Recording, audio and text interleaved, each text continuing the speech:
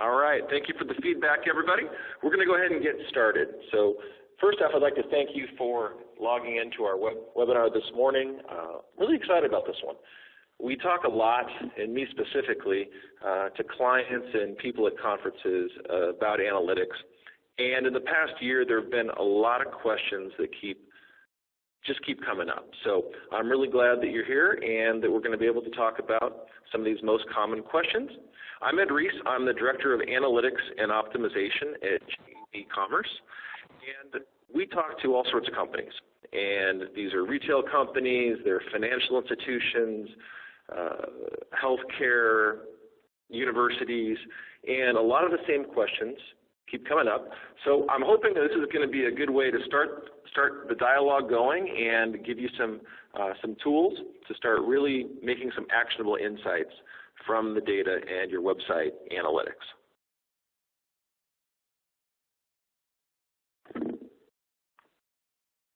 Okay, we asked, you answered. Here's what you want to know. We threw out some questions to all of you that are attending today, and I also asked some people in the past couple weeks what they really want to know. And there are a lot of specific questions, individual questions, but it really boils down to three main themes, and that's what we're going to be talking about today. Those themes are: what's important to measure, how do I gain insights from the data, and how do I do something with it?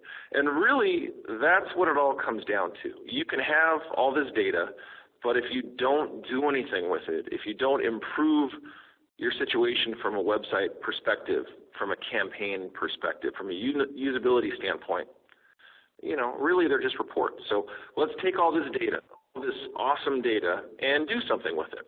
So let's get started. What if all your assumptions are wrong?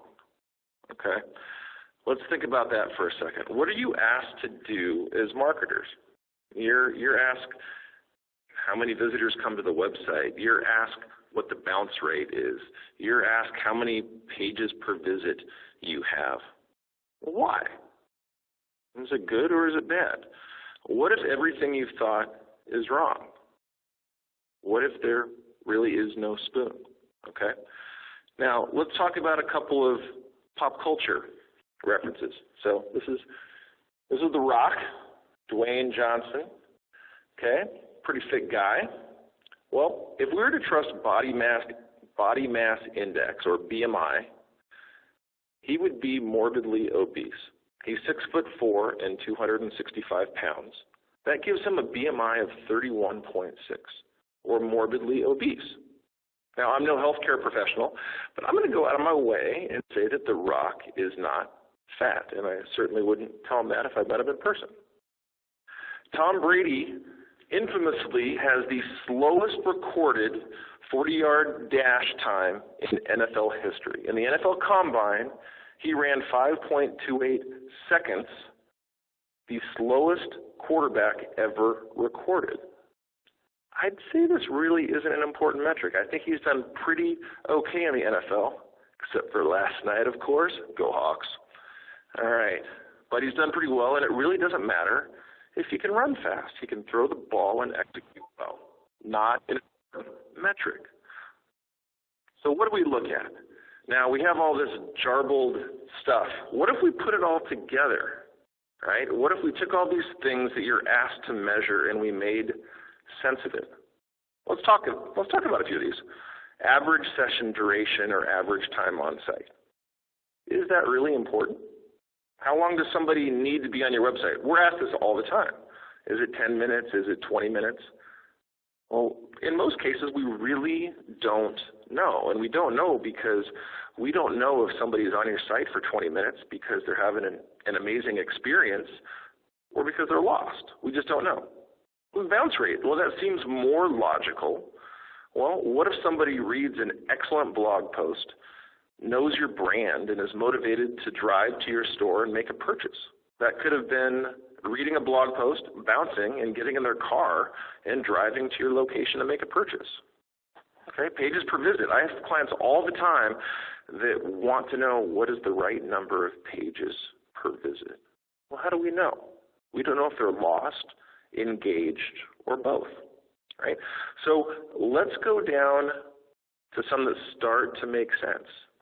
Goals and goal value. Oh, if you start to measure an outcome, now we're starting to get somewhere. Now it could maybe make a little more sense. Conversion rate gets closer. But even if you're looking at conversion rate, a lot of times it's an aggregate.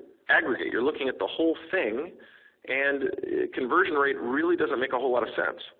I just wrote a blog post last week called Conversion Rate is Crap, where it talked about how it's often very misleading on what's working and what isn't working.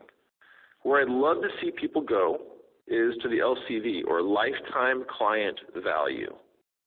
If you can push yourself as an organization to understand the lifetime value of your clients, you'll start addressing some really important questions. ROI, or return on investment, same kind of deal. If you know the money in, money out standpoint, you'll be able to make some really educated choices. And we're going to talk about that a bit. We had a client where we were able to get their ROI, their money in, money out, in our last campaign, $8.50 for every successful camp registration. Their camps are average about $105. That panned out for them. And if you have that, you're able to get to the money. You're able to get to what matters. So how do we do that? How do we actually know what's important? Well, let's start by asking the right questions. What we're looking at here is a pretty typical Google Analytics dashboard, okay? Now, take a look at the left on the areas that I highlighted. These are areas that people usually glance over. When I ask people how many people are using Google Dashboards, usually it's about 1 in 5 to 1 in 7. So I'm going to ask right now, just reply via chat, how many of you are actively using Google Dashboards and gaining insights from them? So I'll sit tight and see. Let's make it a two-way kind of deal so I can see what people are using. Are people using dashboards?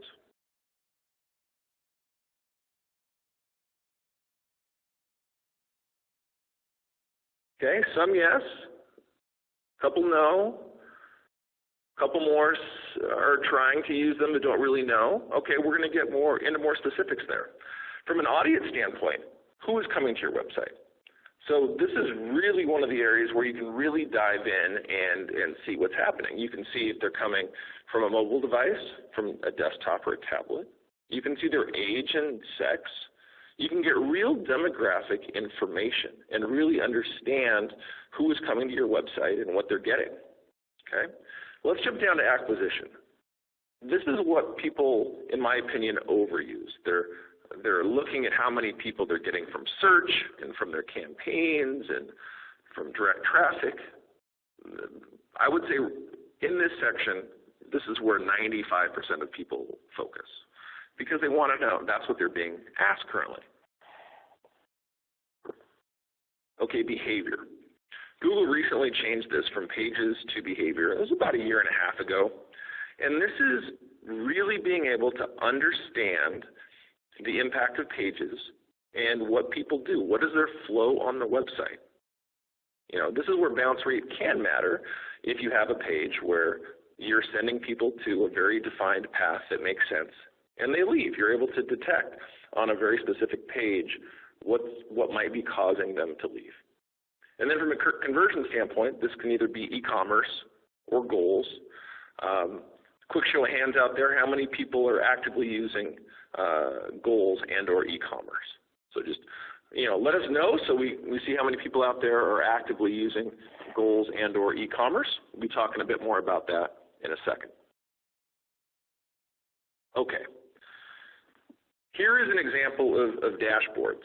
So, and just for a quick tally, so, we had 5 people respond to that question, and of those, 2 were using goals and or e-commerce, and 3 weren't. So we've got some tips coming up a little bit later on how to get started doing just that. So here's an example of a dashboard for those of you that aren't currently using dashboards. This is an example from a hotel property. So, and I set this up to look at acquisition, behavior, and outcome. I wanted to see, in this case, how people got to the website, then what they did, and then what was the result, a 1, 2, 3 kind of setup. Now, in this case, I created this because the CFO of this organization wanted to cut print marketing. Okay. So I created a dashboard to discover the value of print. And in this case, this is the state of Montana. This is total traffic coming in from Montana, where we, in this example, had a lot of print coming. Now you can see on the far left, where that yellow is, we have these spikes. Those are weekly spikes, and they were from our once-a-week ad in the Missoulian. Okay, that ad got a lot of people there. Well, what did it do? Well, it got a lot of people looking at our packages for the hotel. And what was the outcome of that? Well, on the far left in the green, you see that 903 reservations were started and 128 were finished. And without getting into financial information, I can tell you that this ad in the Missoulian was very, very affordable. Okay, so in this example, wanting to cut costs in the paper in Montana would have been a devastating mistake because this is all we were advertising for. So the ROI in this case, was in the tens of thousands of percent, but they didn't know until they saw this dashboard. So how do you learn how to make dashboards? Well, I've researched the interwebs, and I've gone through and looked for the best guide. And to be honest, Kissmetrics does the best job in how to create dashboards. They have this awesome guide. I was going to go create one for this, and then in the research I discovered theirs, and it's incredibly detailed. So I would definitely go check out Kissmetrics and take a look at their analytics dashboard blog post. They go into how to create them, how to use them, how to think about them, all sorts of details on how to get started.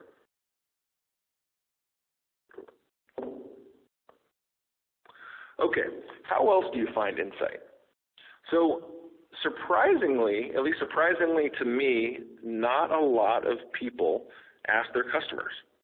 So Google Analytics is quantitative information. What I'm asking you to do is get qualitative, okay? And just for perspective's sake, if I were to ask 20 clients, and trust me, I've asked hundreds, I probably only see maybe 5% that are using qualitative information to validate their data from analytics. So let's start with the simple way, interview. Just ask people. I mean, just ask people. Ask people in your office. Ask the person you get coffee from. Ask friends and family. If you think a campaign is working, ask them about it. Have a new landing page? Ask people about it. A lot of times people think that you need to be in marketing and you need to be in data research to have a real good gut check. Well, you don't. We all shop online. We all use the internet. We all use websites. Ask people you know what they think about whether it's like I said, whether it's a landing page or a blog post or a campaign or an ad. Just ask. Surveys.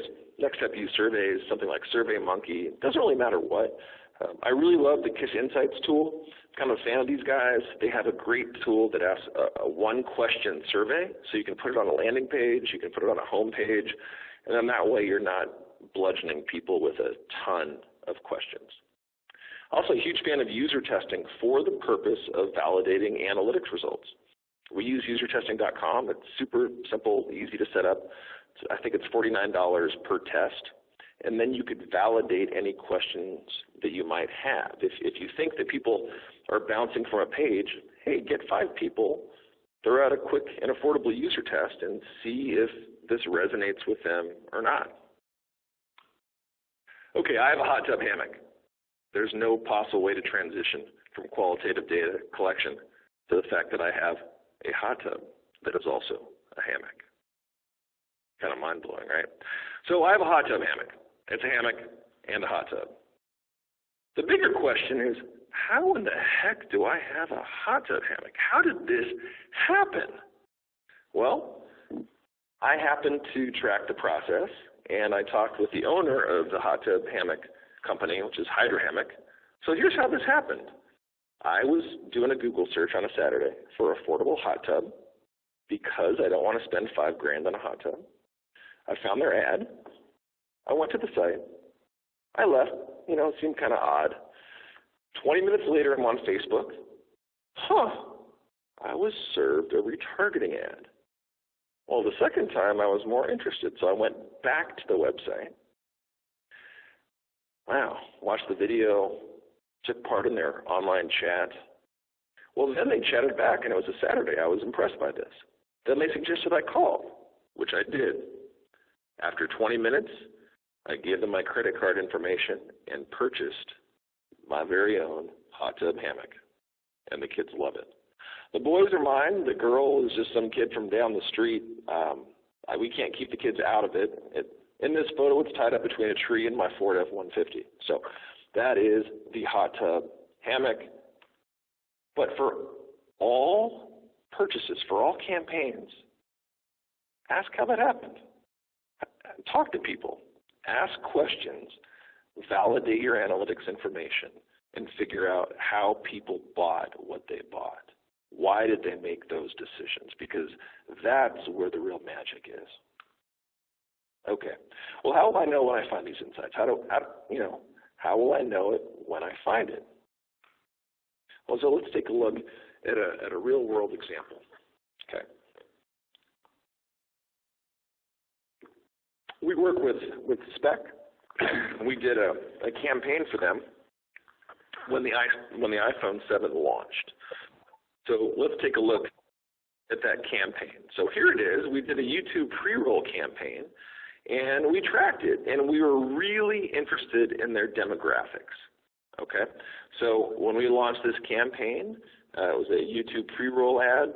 We were able to get people to watch the complete video for roughly 9 cents per visitor. Okay? And we did this with the iPhone 7 launch.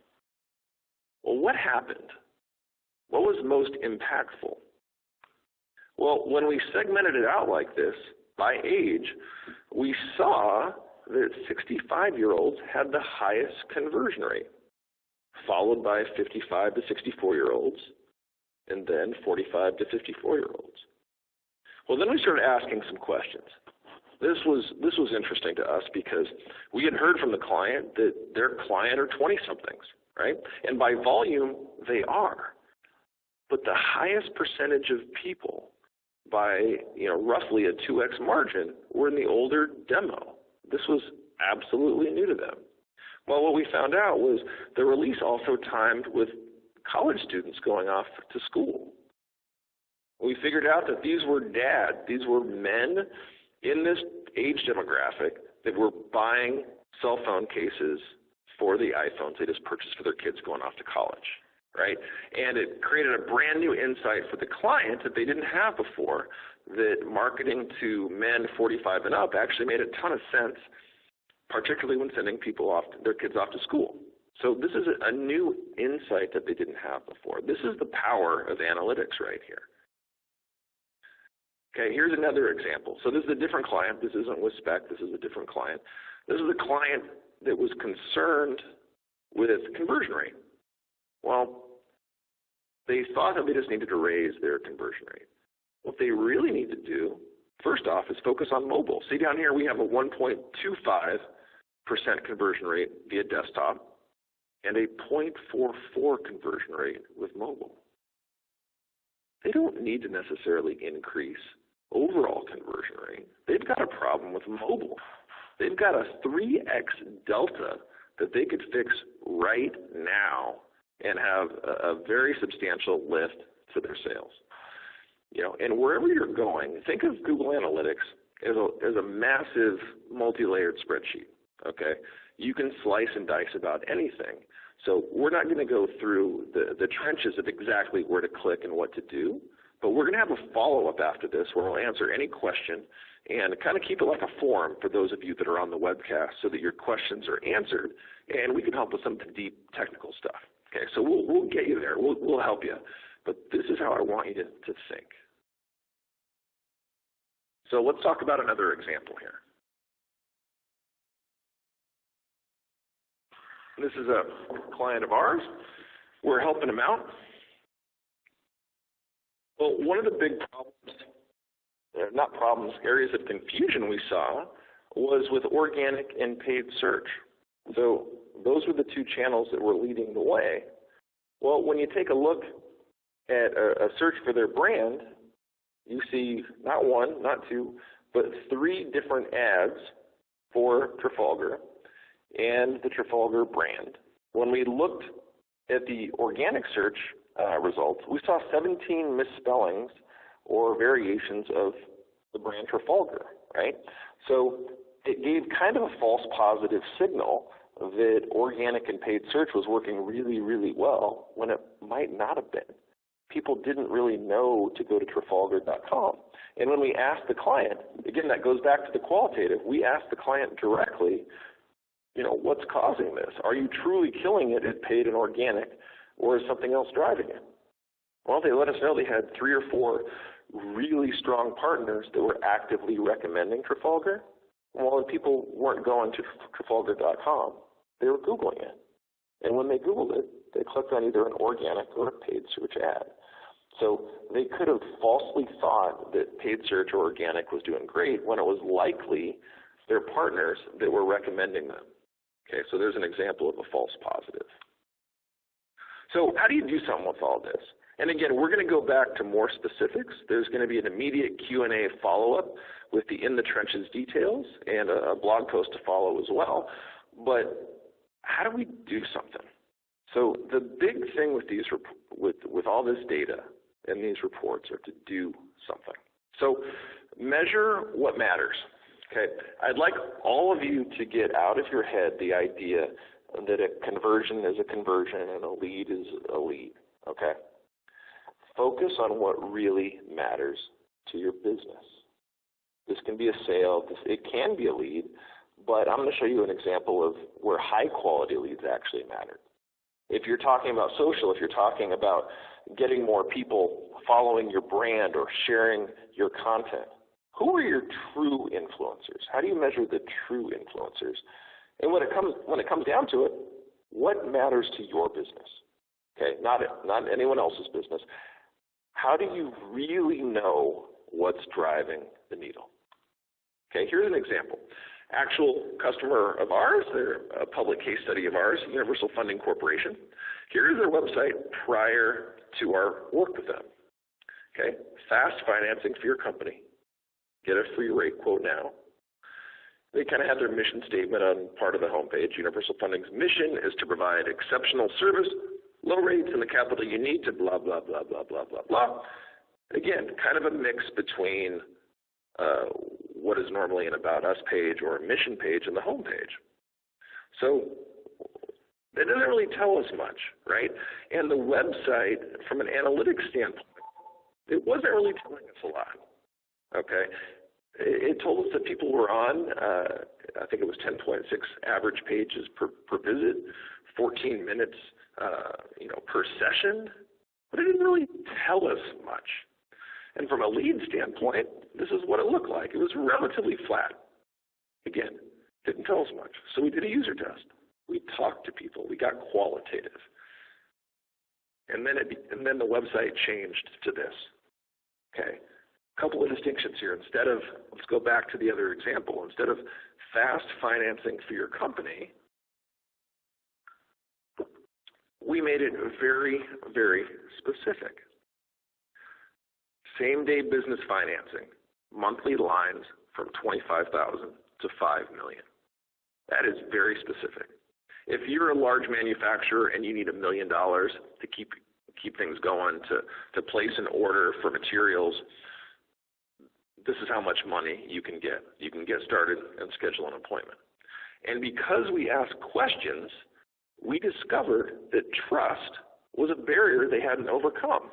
So in the previous website, again, I'm going to bounce back here, it didn't validate any concerns they had, any trust concerns, any reputation concerns. It just didn't. Now it shows their Better Business Bureau A+ rating. The fact that they've already lended over $2 billion, and they have an 8.4 trust rating, or rating on Trustpilot, which is their industry standard. And one of the things we talked about from a rating standpoint is the fact that it isn't a perfect 10. And that's okay. It's not a perfect 10 world or a 5-star world, depending on what type of rating system you're on. People want to see reality. So this is their actual rating. We're not trying to fake a 9.9 or a 10. This is their real rating. And whatever industry you're in, I encourage you to be honest with what you're sharing, because that increases trust, which ultimately improves conversion and purchases and customer loyalty. Okay, and yeah, in their case, it was only the fact that high quality leads mattered. So when you have high quality leads and you have that trust, here's a quick snapshot of their pricing page and their get rate page. These are massively important pages for them. So in the previous year, no one went to pricing, right? In a 30-day period, no one went to pricing. Now 30 do, right? Some people went to the get rate page, but we can improve the number of people that trusted them enough to be curious about their rate by 73%. That's a way that we are able to improve just by asking questions, validating the analytics to see if they were wrong. And in fact, they not that they weren't wrong, but they weren't insightful. Okay, so where do we go from here? So we've got a lot of information here. What do? So we're going to keep having follow-up details. So we're going to have a follow-up via email for any and all questions that you have. And for all of these broad topics, we're going to have links and examples of how to do this work in the trenches. It's a very difficult format to do the 1 + 1, 2, 3 in a webinar. So I teach an analytics course about once a year, and it's a 6-week course, roughly 20 hours. So that, there's some time there. So we're going to start adding that information. Also on the JAB Commerce blog, we've got 2 recent articles about analytics. I also blog at Local U, and Moz, for those of you that aren't familiar with Moz, it's a great marketing website. So Moz.com, their blog has some great info. KISS Insights, as I mentioned before. And I would encourage all of you to check out Google and get certified yourself. Their Google Analytics certification process is a great path to go through. And I'm a huge fan of Avinash Kaushik, so check out his book. He's got Web Analytics 2.0 and Analytics an hour a day. I would say he's the best author on the topic. Cody, was that you that just shared the link to our blog? Great. So the thing that I see is people not necessarily asking the right questions. And I'd like to push you to ask questions that matter for your business, and then figure out where within Google Analytics is the place to go. And I think for most people, that's going to be creating the right dashboards and the right goals to show you the path of how people get to your site, what they do, and then their outcome, and then to validate that with some form of interview, surveys, or questions. That's the magic combination for us, and I believe it will be for you as well. And if you have any specific questions right now, we're going to go into the Q&A portion. So I'm going to go ahead and hit mute real quick, and this is a great opportunity for you guys to ask more specific questions, and I'll give you about 30 seconds to a minute to come up with those, and then I'll address them.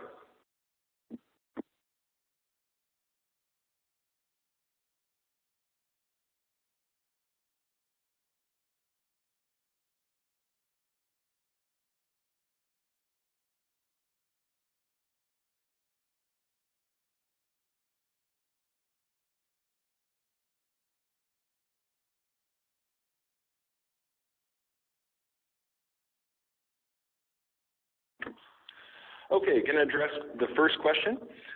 We got a question about YouTube. How do we measure YouTube? How do we measure increase in brand from YouTube efforts? So for YouTube and from social media, this is one of those things that can be tougher to mention. YouTube has its own analytics, so you can go ahead and look at it views and interactions on YouTube. What I recommend doing, though, is actually annotating in Google Analytics. If you go to the main dashboard, in the dead center of the chart that shows the dates, there's a little arrow, and you can click on that, and that is the annotation section.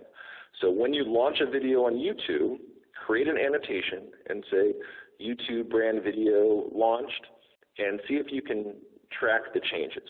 So if you have nothing else that's changing at the time, you can go ahead and see the lift. That's what we did for Spec. We went in and took a look, because when people are on YouTube, you're planting a seed in their brain. You're getting the brand out there, but they're probably going to log in from a different source, different what have you. So it's tough to have 1 + 2 = 3. You need to see the likely lift. Kind of in the same way we can detect there's black holes without actually seeing them. We can just see their impact. Okay, and I just saw there was a second question. I'm going to go ahead and hit pause or hit mute and read that real quick.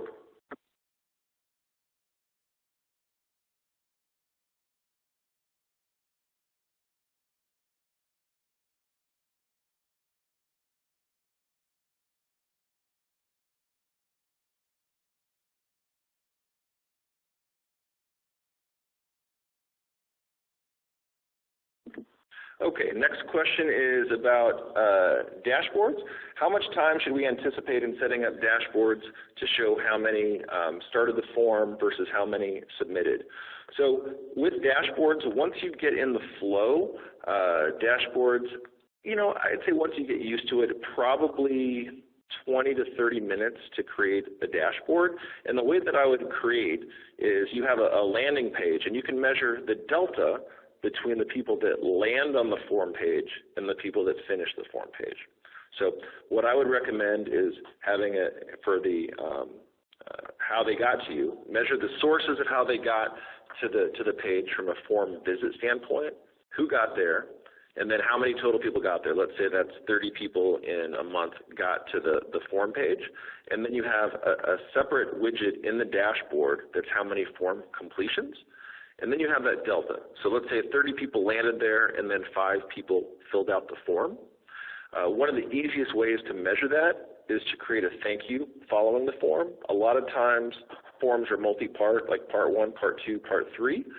You can either make that an event.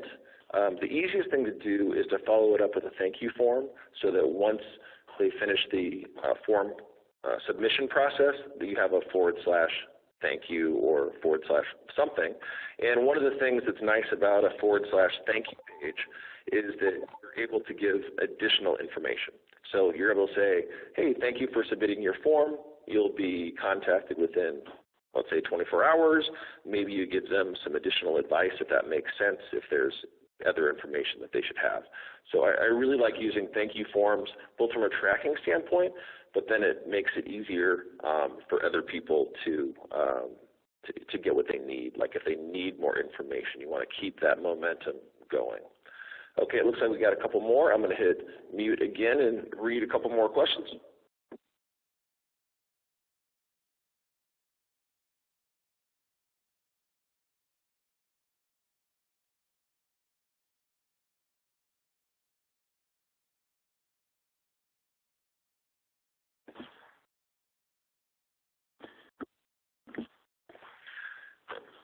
All right, got a comment about retargeting, remarketing. Can we use Google to connect to use remarketing via? Will Google Analytics allow you to directly manage retargeting for Facebook, LinkedIn, or other formats? So Google Analytics is a closed loop system for their retargeting. Okay, so it's retargeting for their own campaigns. You can create a segment directly within Google Analytics and then use that with AdWords. It's a closed loop system.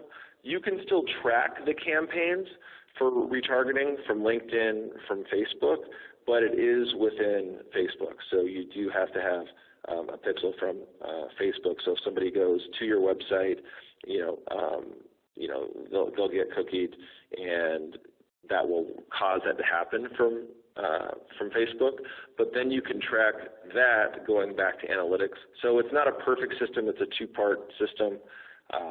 Shocker, Facebook, Apple, Amazon, the mega companies aren't always nice to each other in terms of making it easy for us. So it can absolutely be tracked. One of the ways to make that easier is to use tracking. So Google has their Google, I'm spacing it now, not Google Tag Manager, but URL Builder. So you can use the Google URL Builder to add that if it isn't tracked, and then make that be easier to see via analytics. But again, it's a two-part step. And another great question. I'm going to add the details of that in the follow-up email and blog post. So I'll have visual reference. I'll make that easier. So it's kind of a detailed process, and I'll add that in the follow-up. Okay, a couple more here.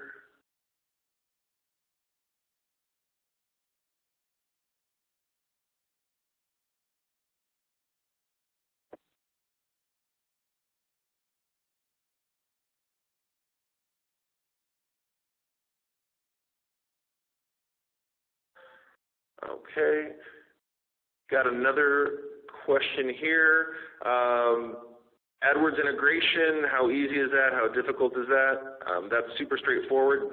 Once the accounts are linked, you'll be able to have all of that information in Google Analytics. That's a big deal. It makes your life so much easier. If you don't have your Google AdWords and your Google Analytics linked, definitely do that immediately. It shows all of the data in GA or Google Analytics and just makes your life a whole lot easier.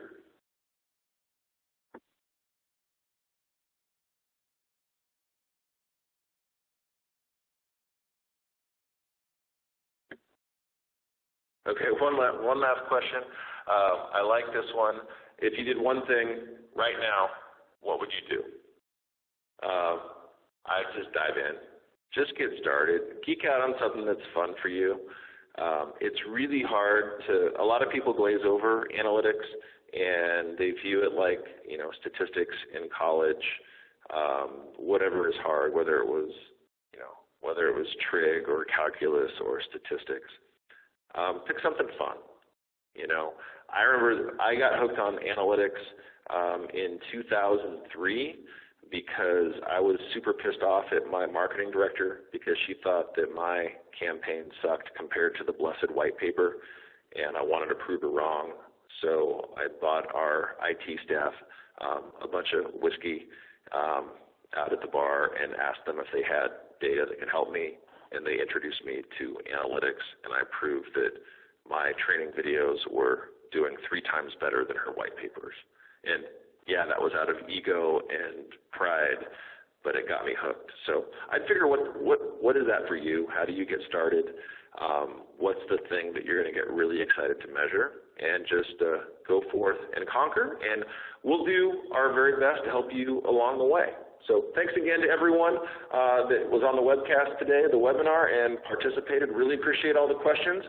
Next week, same time, same bat channel, we are going to talk with Teen Reese, and she's going to go through user testing, usability, and it's going to be the low-hanging fruit. It's listed as common questions, but she's going to give you the goods in terms of mistakes that almost everyone is making and what you can do about it. So thanks again. Really appreciate everyone's participation and your questions. See you next week, and we'll have a follow-up to your answers tomorrow. Look for that email. Thanks again. Bye.